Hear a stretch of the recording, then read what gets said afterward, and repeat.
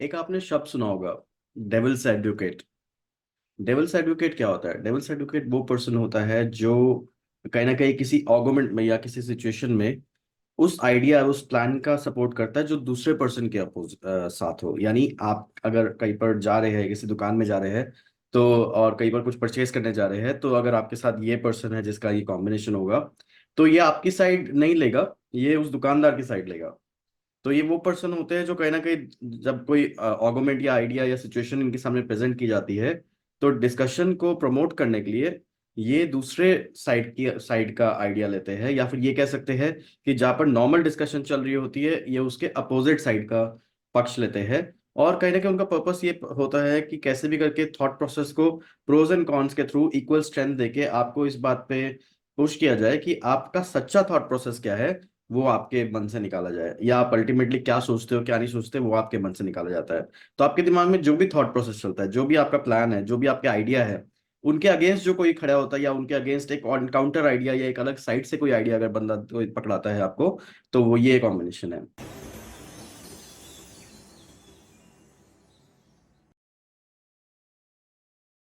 तो नमस्कार, welcome to soul and science astrology. Soul and science astrology में आपका स्वागत है।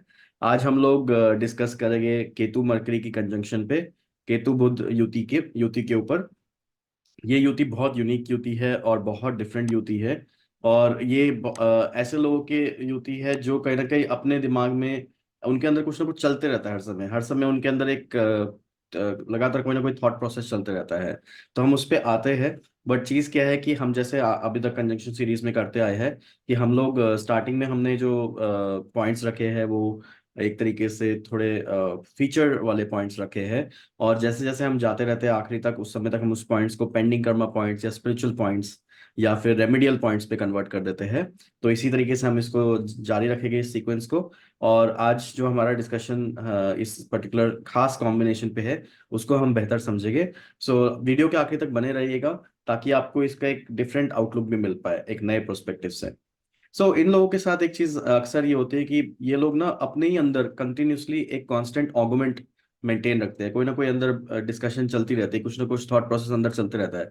लेकिन कहीं ना कहीं ऐसा थॉट प्रोसेस चलता है जहां पर ना ये कुछ जब बोलते हैं ना, तो अपनी बात को ना खुद ही काट देते हैं, या अपने अंदर बातचीत चलती रहती है और बात सेंटेंस या थॉट प्रोसेस कंप्लीट होने देते नहीं है। कोई भी नया सिचुएशन आ जाए, नया दिमाग में ख्याल आ जाए, तो अपना थॉट प्रोसेस बदल देते हैं। तो इसके साथ इसलिए एक चीज इनके साथ ऐसी होती है कि इस कंजंक्शन के साथ जो मेंटल प्रोसेसेस है ना, वो थोड़े कायोटिक हो जाते हैं, थोड़े मिक्सअप हो जाते हैं। और इनके साथ ये चीज रहता है कि इनके दिमाग में हर समय कुछ ना कुछ थॉट प्रोसेस चलता रहता है, और रैंडम थॉट प्रोसेस चलता रहता है। कोई भी थॉट प्रोसेस एक थॉट प्रोसेस दूसरे थॉट प्रोसेस से मैच नहीं करता, क्योंकि कोई भी थॉट प्रोसेस कंटिन्यू नहीं हो पाता केतु की एनर्जी से। तो उसके वजह से क्या है कि ये लोगों का जो माइंड है वो माइंड एक तरीके से मेस बन जाता है, हर समय दिमाग में कुछ ना कुछ चलने के ऐसे, और वो भी रैंडम।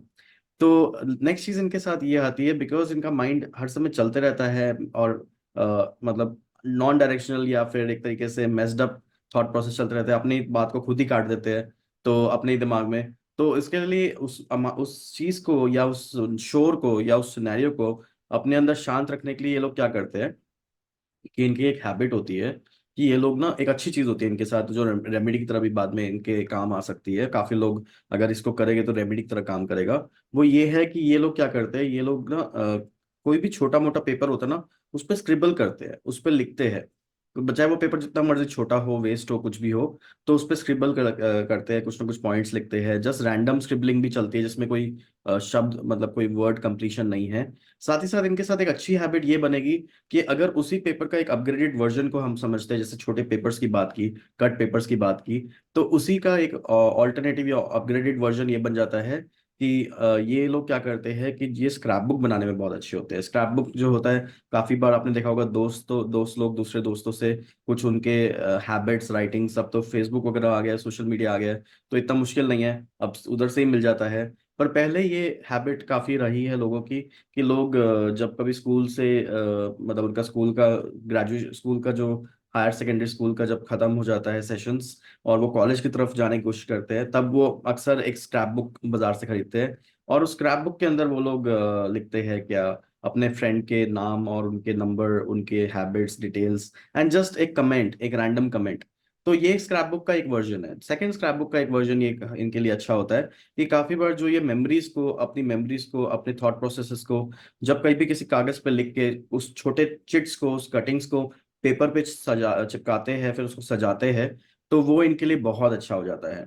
वो इनके लिए बहुत अच्छा एक मेंटल रिलैक्सेशन अलाउ करता है, साथ ही साथ अपने थॉट प्रोसेस को स्ट्रीमलाइन करना अलाउ करता है, जिसके लिए इनको प्रॉब्लम होती है। साथ ही साथ इनके साथ इसी सेगमेंट पे एक और चीज ये होती है कि ये लोग क्या करते हैं कि वो जो पेपर कटिंग ये लोग यूज कर रहे हैं इन अ रिटन वे, उसी तरीके से स्क्रैप बुक में ये लोग इवन स्टिकर्स चिपकाते हैं। स्टिकर्स का इनको शौक रहता है। साथ ही साथ इनका शौक इस बात का रहता है कि वो उसको ब्यूटीफाई करना उस स्क्रैप के बुक को, और साथ और आगे अगर चले जाए उसमें आगे फर्दर इस इनको जो हेल्प करता है वो है ऑरिगेमी। यानी पेपर के साथ अगर आप डिफरेंट डिफरेंट डिजाइन और डिफरेंट डिफरेंट ब्यूटीफाइड चीजें बना पाओ, तो वो इनको हेल्प करता है। रिटन फॉर्म में यहाँ पर नहीं आया, लेकिन पेपर कटिंग के फॉर्म पे ऑरिगेमी कटिंग पेस्ट करके जो पेपर्स के साथ जो कोलाजेस बनाते हैं, वो इनके साथ ज्यादा आता है। क्योंकि ऑरिगेमी का चीज ये है कि ऑरिगेमी एक अपग्रेडेड वर्जन आ जाता है, वो इम्प्रूवमेंट वाला वर्जन आ जाता है, और वो उसके लिए दूसरी कंजंक्शन भी इसमें चाहिए होती है, या दूसरा ग्रह भी इसमें चाहिए होता है, वो 3 लेवल लेयर पे चला जाएगा। पर जहाँ तक बात इस पर्टिकुलर कॉम्बिनेशन की आती है, तो जब ये पेपर को, उसी पेपर को, सिचुएशन को स्टिकर के थ्रू और डिफरेंट कोलाजेस के थ्रू अपने आप को शोकेस कराते हैं, अपने को गुड फील कराते हैं, तो इनको बहुत फायदा होता है। बिकॉज अल्टीमेटली ये लोग वो है कि जो माइंड के थॉट प्रोसेस की चेन बना सकते हैं। तो वो चेन तभी बनेगा अगर वो कोलाज बनाते हैं, कोलाज में फिर वो मेंटल थॉट प्रोसेस पे गो थ्रू कर पाते हैं। इनके साथ एक चीज बहुत इंपॉर्टेंट हो जाती है इसी पर्टिकुलर पॉइंट के साथ, जो इनका एक रेमेडियल काम तरीके से काम करता है, कि ये लोग अपनी जो बातें हैं, जैसे आपने दमशराद सुना होगा। दमशराद में काफी बार लोग इशारों से, पिक्चराइजेशन से अपनी कहानियां बताते हैं। इनका भी वैसे ही है। दमशराद में ये लोग अच्छे होते हैं, और दमशराद में ये अच्छा दिखा पाते हैं। दमशराद एक ऐसा इंडियन मेथड है जहाँ पर आप लोग कुछ बोलते नहीं हैं और आप अपने एक्शंस के थ्रू एक गाना या एक मूवी का नाम बताने की कोशिश करते हैं। तो वैसे ही ये लोग दमशराद के थ्रू अपना स्टोरी बताने की कोशिश करते हैं, और इनको अपनी स्टोरी थ्रू स्टोरी लाइंस या थ्रू इस तरीके से जहाँ पर पिक्चराइजेशन के थ्रू बताना बहुत पसंद आता है। ये वो उनके लिए रिलैक्सेशन तरीके से हेल्प करता है, मेरेमेडी की तरह भी काम करता है। अगली चीज इनके साथ ये होती है, बिकॉज ये अपने मेंटल थॉट प्रोसेस से मतलब इनका मेंटल थॉट प्रोसेस कंटिन्यूसली चलता रहता है, और मेंटल क्लटर लगातार चलते रहता है, और उसको क्लियर करना चाहते हैं, तो इनके साथ एक बड़ी अजीब सी बिहेवियर होता है। बहुत अजीब सा इनका बिहेवियर एक तरीके से होता है, जो काफी हद तक साइंटिस्ट ने वैसे तो माना हुआ है कि जो ये बिहेवियर है, जो लोग भी ये बिहेवियर करते हैं वो कहीं ना कहीं इंटेलिजेंट होते हैं। मतलब उनका माइंड ज्यादा अच्छा चलता है, और वो चाहे मैं इस थॉट प्रोसेस की इस पर्टिकुलर कॉम्बिनेशन की बात नहीं कर रहा, पर अगर आपको कोई पर्सन ऐसा बिहेवियर करता हुआ दिख रहा है, तो समझ लेना या तो उस समय उसकी दशा ये कॉम्बिनेशन की चल रही है, या फिर पर्टिकुलर उस समय वो पर्सन का कॉम्बिनेशन ही ऑफ कोर्स ये है। But as per research, as per scientist, ये बिहेवियर पर्सन का मेंटल जो कनेक्शंस होते हैं उसको इम्प्रोवाइज करता है। तो यानी इनके जो मेंटल ब्लॉक्स होते हैं जिसके वजह से इनका थॉट प्रोसेस कंसिस्टेंट नहीं रहता, तो उसको ये फिलिंग द ब्लैंक्स करता है, तो विच इज हेल्पिंग दम। तो इनका एक प्रोसेस जो हो जाता है, जो ये अपने मेंटल क्लटर क्लटर को सॉल्व करने के लिए यूज करते हैं, वो ये है कि ये लोग ना लगातार कुछ ना कुछ मतलब ब्लैबरिंग करेंगे, मम्बलिंग करेंगे, कुछ सोचेंगे ना दिमाग में, तो जुबान पे वो सेम बात रिपीट करेंगे। मतलब कोई गलत है, फिर ऐसे करना है, तो ऐसे करना है। मतलब जो भी इनका थॉट प्रोसेस चल रहा है ना, वो सेम, मतलब उसको सेम शब्दों में बोलेंगे, लेकिन जोर से नहीं, अपने अंदर ही वो बोलेंगे, और वो मुंह से मतलब आवाज निकलेगी उतना। So that allows them to streamline their thought process, that allows them to go on the path of getting the mind set. तो अब ये वैसे साइंटिस्ट लोग इसको अच्छा मानते हैं, बट वही मतलब ये लोग अब कुछ ना कुछ मम्बल जम्बल और ब्लैबरिंग करते हैं, तो जस्ट टू मेक श्योर कि that they are relaxed and they are able to sort this out. अब इनके साथ क्योंकि ये जो ब्लैबरिंग करते हैं और अपने आप से ही बात करते हैं एक तरीके से, और अपने आप को लगातार इंस्ट्रक्शंस देते हैं इस तरीके से, जब वो कोई काम कर रहे होते हैं, और जीवन रैंडमली भी वो इस टाइप से करते हैं, तो इस क्योटिक प्रोसेस जैसे हमने बताया उसकी वजह से क्या होता है कि इनके साथ एक डिफिकल्टी क्रिएट हो जाती है, जो हमारा पॉइंट नंबर 4 है, कि ये लोग ना जो अपना लाइफ का जो स्केड्यूल है, यानी जो रूटीन है, उस शेड्यूल और रूटीन को मेंटेन नहीं रख पाते। यहाँ पर रूटीन वर्ड ज्यादा आएगा, तो या वो अपने इस चीज को मेंटेन नहीं रख पाते, बिकॉज समझने वाली बात यह है कि जब एक थॉट प्रोसेस ही मेंटेन नहीं हो पाता है, तो बाकी चीज जो उस थॉट प्रोसेस से रिलेटेड चीज है वो कैसे मेंटेन होगा। तो इनके साथ ये चीज ये होता है कि ये लोग बार बार, क्योंकि अलग अलग थॉट प्रोसेस के अंदर चले जाते हैं अलग, तो उसके अंदर कोई ऑर्डर नहीं है, और उसके अंदर कोई प्रायोरिटी सिस्टम फॉलो नहीं होता। तो क्योंकि जो ग्रह इनके कंजंक्शन जो पर्टिकुलर कॉम्बिनेशन है वो आपको रैंडमनेस क्रिएट करती है इन terms of priority, in terms of system, in terms of eight the same time routine and schedule. तो उसके वजह से ये अपने शेड्यूल रूटीन्स को प्रॉपरली मैनेज नहीं कर पाते। तो आज एक पर्टिकुलर चीज शुरू करेंगे, कल वो चीज सेम टाइम पे नहीं हो पाएगा या सेम स्टाइल पे नहीं हो पाएगा, सेम थॉट वो रैंडमली किसी और दिन होगा, फिर उसके बाद रैंडमली किसी और दिन होगा। तो वो चीज इनके साथ रहती है। इसके साथ एक चीज, इनके साथ एक अच्छी बात ये रहती है, इनके साथ एक रेमेडी की तरह मैं साथ साथ बता रहा हूँ, एक चीज और फॉलो होती है कि जैसे जैसे ये लोग आगे बढ़ते रहते हैं, इनके साथ एक माइक्रो गार्डनिंग या माइक्रो छोटा सा एक माइक्रो गार्डनिंग या टेरेरियम बोलते हैं जहाँ तक मुझे उसको प्रोनाउंस करना आता है, तो वो इनको मेंटेन करना चाहिए। इनको पसंद आएगा कि किसी भी फॉर्म में अगर ये अपने पास एक टेरेरियम रख देते हैं, तो जब भी ये लॉस्ट होते हैं, जब भी इनको उस मेंटल थॉट प्रोसेस से रिलैक्स होने का रीजन चाहिए होता है, तो उस टेरेरियम को ये मेंटेन करते हैं। मैं हो सकता है उस को सही से प्रोनाउंस नहीं कर रहा, but it's like a small garden, small small landscape जो आपके छोटे से ग्लास या छोटे से जार के अंदर फिट आ जाता है, और उसको ये लोग एंजॉय करते हैं। ये वो चीज इनको रिलैक्स करती है, उस छोटे से चीज का मेंटेन रखना, उस छोटी सी चीज का ध्यान रखना। तो वो चीज इनके साथ, वो चीज इस कॉम्बिनेशन के साथ एज अ रेमेडी की तरह यूज की जा सकती है, और आप लोग उसको ट्राई कर सकते हैं। तो उससे भी इनका एक तरीके से छोटा सा वो तरीका है कि हल्का सा रूटीन शुरू करने का। बिकॉज देखिए, वो टेररियम की सबसे खास बात क्या है कि जहाँ पर ये लोग अपना रूटीन और शेड्यूल नहीं मेंटेन कर पाते, उसमें अगर वो नहीं मेंटेन करेंगे, तो उसके जो प्लांट्स होते हैं, उसके जो छोटे छोटे माइक्रो प्लांट्स होते हैं, तो वो बहुत जल्दी खराब होने की क्षमता रखते हैं। इवन उनको पानी देने का तरीका भी वैसा नॉर्मल नहीं है, स्प्रे करके पानी देना पड़ता है। तो वो इसलिए खराब हो जाएंगे, क्योंकि खराब होने के चांसेस ज्यादा रखते हैं, बिकॉज उनके साथ चक्कर ये है कि दे आर वेरी डेलिकेट, और उनका उनको रेगुलरली ह्यूमिडिटी चाहिए, रेगुलरली मॉइस्ट, रेगुलरली हल्का सा स्प्रे वाटर चाहिए, ओवर वाटर भी नहीं कर सकते। सो आपके पास एक पर्टिकुलर सिचुएशन आ गया जो आपको अलाउ करता है कि that you are on toes to the routine या स्केड्यूल। तो आपको मेंटेन रखना पड़ता है अपने आप को, अवेलेबिलिटी, कि उस चीज को, प्लांट के टेरेरियम को या उसको मेंटेन रखना है, उस छोटे से गार्डन को मेंटेन रखना है। तो ऐसे करके इनको माइक्रो तरीके निकालने पड़ते हैं अपने को शेड्यूल में लाने के लिए। तो ये एक one of the very good तरीका है, और साथ ही साथ इस तरीके से वो अपना मेंटल थॉट प्रोसेस को रिलैक्स भी रख पाते हैं। अब क्योंकि इनका जो थॉट प्रोसेस है वो इतना रैंडम चलता है, साथ ही साथ शेड्यूल का भी चक्कर है, तो इस रैंडमनेस के साथ चक्कर ये हो जाती है कि काफी बार ना ये अपना पॉइंट जो बोल रहे होते हैं वो मतलब उसको स्विच कर लेते हैं, या अपना सेंटेंसेस पूरा नहीं कर पाते हैं, टॉपिक डिस्कशन का चेंज होने के चांसेस बन जाते हैं।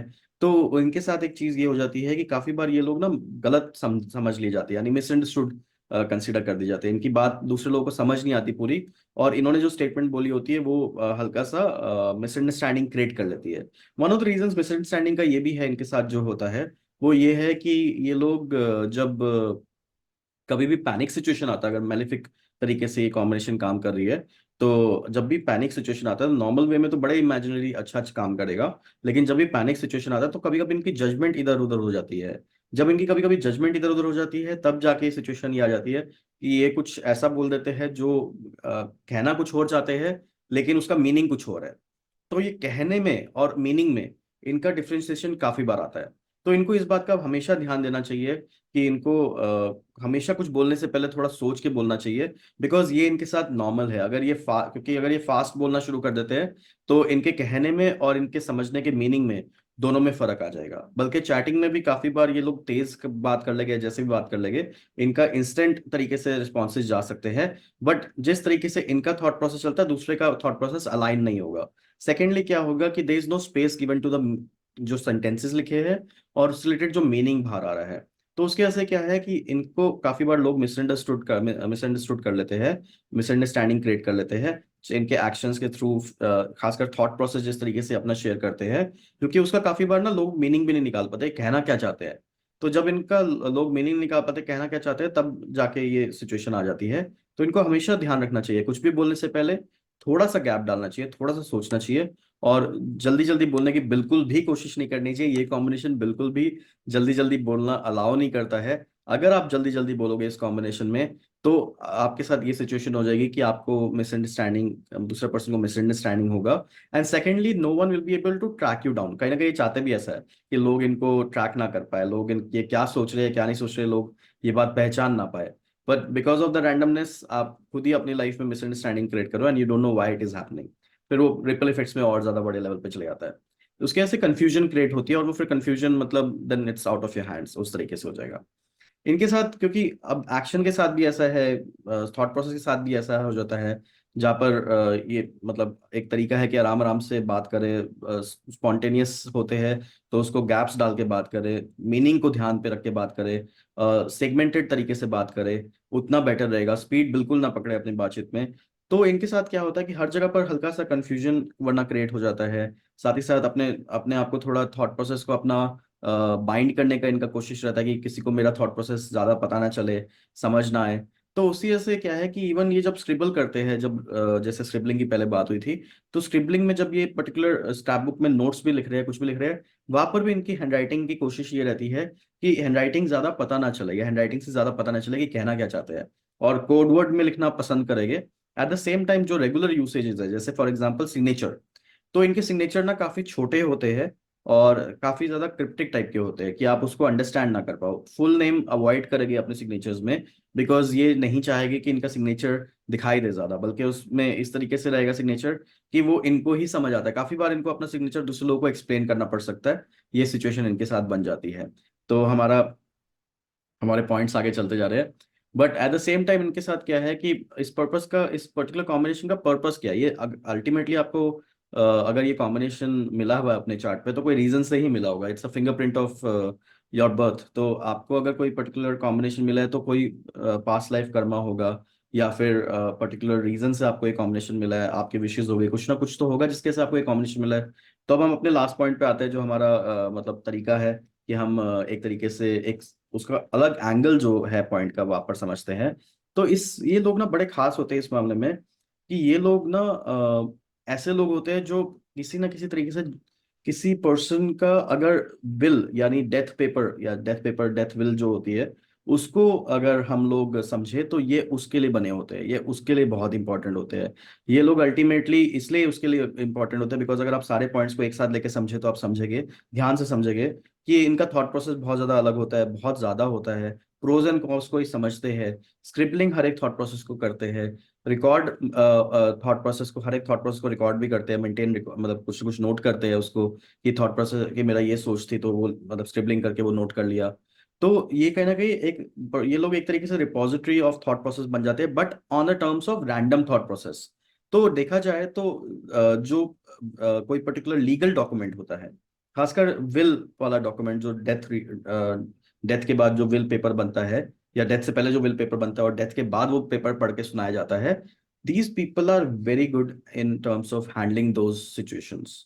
क्योंकि ये लोग उस समय बहुत अच्छे से ये जो पैनिक सिचुएशन है, एक टाइप से पैनिक सिचुएशन नहीं बोलेगे, एक टाइप से जो सिचुएशन बन जाता है कि आपको अकाउंटिंग करनी है, एक तरीके से मर्डर की अकाउंटिंग करनी है, लेकिन ऐसी अकाउंटिंग करनी है जो कुछ खत्म होने के बाद करनी है।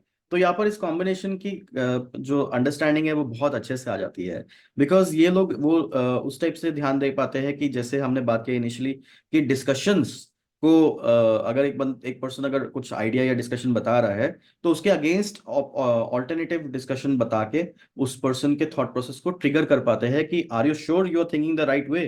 इसके अलावा सोच लो कि सही सोच रहे हो कि नहीं, may be this is not the right वे।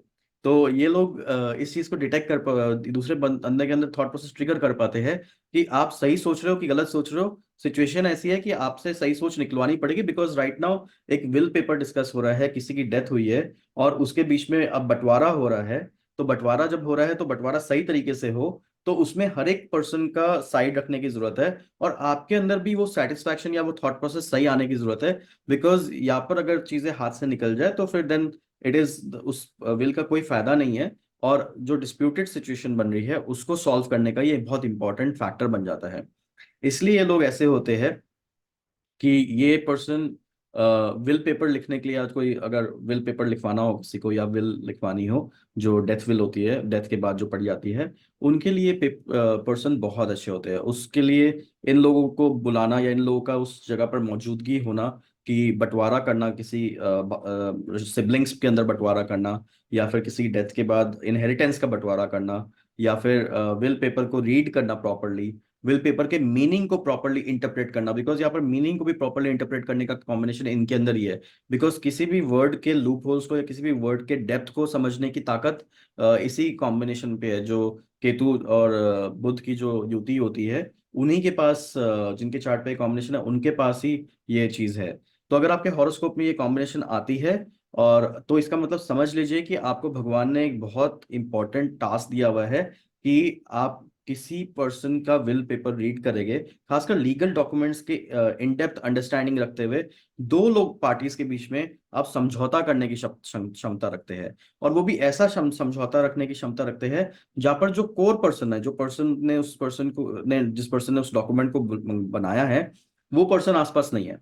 तो उस पर्सन के एब्सेंस में आप विल पेपर रीड कर रहे हैं। और ऑफ कोर्स इसका एक स्पिरिचुअल आउटर्न भी है, और इसका स्पिरिचुअल आउटर्न जो है वो हम लोग अपने स्पिरिचुअल कोर्स में डिस्कस करेंगे। और वो बहुत ब्यूटीफुल आउटर्न बनता है, स्पिरिचुअल आउटर्न इसका, क्योंकि वो हमारे यमलोक से जुड़ जाता है। जो मैं आपको आइडिया दे रहा हूँ, तो यमलोक से हमारा ये पर्टिकुलर कॉम्बिनेशन जुड़ जाता है, वहां से बन के ये कॉम्बिनेशन आता है, और तब जाके ये कॉम्बिनेशन बहुत ज्यादा मैटर कर जाता है। उसका एक छोटा सा प्रेजेंटेशन बस यही बनता है कि आप लोगों का विल पेपर पढ़ने की क्षमता रखते हैं। इनहेरिटेंस में आप लोगों की मदद करते हैं, अपने सिबलिंग्स की मदद करते हैं, या फिर जो आपके जो फैमिली मेंबर्स है उनके बीच में डिस्कशंस को एक प्रॉपर तरीके से चैनलाइज करने का क्षमता रखते हैं। तो आपका वो एक पेंडिंग कर्मा बन जाता है, और वो पेंडिंग कर्मा आपको कभी भी एस्केप नहीं करना चाहिए। उस पेंडिंग कर्मा में आपको इन्वॉल्व होना पड़ेगा, बिकॉज ऐसी भी सिचुएशन आ सकती है कि आपने विल पेपर रीड कर दिया है, सब कुछ सेटल डाउन हो गया है, डिस्ट्रीब्यूशन हो चुका है, बंटवारा हो गया है, इनहेरिटेंस का सारा सॉर्टिंग हो चुका है, तब भी फ्यूचर में फिर से डिस्कशन करने के लिए भी ना आपको ही बुलाया जाएगा। और तब आपकी सिचुएशन ये हो जाएगी कि अब वो सिचुएशन फिर से वो थॉट प्रोसेस को ट्रिगर करना, टर्मोइल थॉट प्रोसेस को ट्रिगर करना, dig up the back past का जो डेटा है उसको डिग अप करके वापस री अंडरस्टैंड करना क्या है क्या नहीं, फिर से उसको मैनेज करना। तो आपके साथ बार बार ये सिचुएशन आएगा। इसलिए you are a very good dispute solver, और dispute a person who manages disputes very easily, at least at the same time कि डिस्प्यूट्स को अंडरस्टैंड करना, और उन डिस्प्यूट्स को अंडरस्टैंड करना जहां पर रियल पर्सन डिस्प्यूट पे डिस्कस करने को रेडी नहीं है। तो ये कॉम्बिनेशन जिनके चार्ट पे भी है, आपके चार्ट पे अगर है, तो आप जरूर इस वीडियो को लाइक बटन से क्लिक कीजिए, सो दैट वी अंडरस्टैंड कितने लोगों के पास, कितने हमारे सब्सक्राइबर्स जो है उनके पास ये कॉम्बिनेशन है। सेकेंडली, अगर आपके कोई दोस्त है जिनके पास ये कॉम्बिनेशन है, तो आप और वो कमेंट सेक्शन पे लिखिए कि ये कॉम्बिनेशन में कौन से पॉइंट्स आपके साथ कैसे कैसे मैच होते हैं, कितने ज्यादा लेवल पे मैच होते हैं। अगर उसका कोई वेरिएशन भी है तो वो भी लिख दीजिए, बिकॉज हमें फिर वो अपना ही पॉइंट, हमारे पॉइंट्स इंप्रोवाइज करने में हेल्प करेगा, एंड विल बी बिकमिंग, मतलब हम लोग अच्छा ज्योतिष की तरफ आगे अच्छा आगे पढ़ा पाएंगे और समझा पाएंगे। अदरवाइज क्या है कि ये हम लोग आगे हमारे पास कंजंक्शन पे 1000 से ऊपर पॉइंट्स है, मोर देन 1000 पॉइंट्स है इस पर्टिकुलर इन कंजंक्शन स्टडीज पे। और हम लोग वो कंजंक्शन कोर्स पे हम लोग डिस्कस करेंगे। So see you then in our conjunction course, take care, bye, thank you.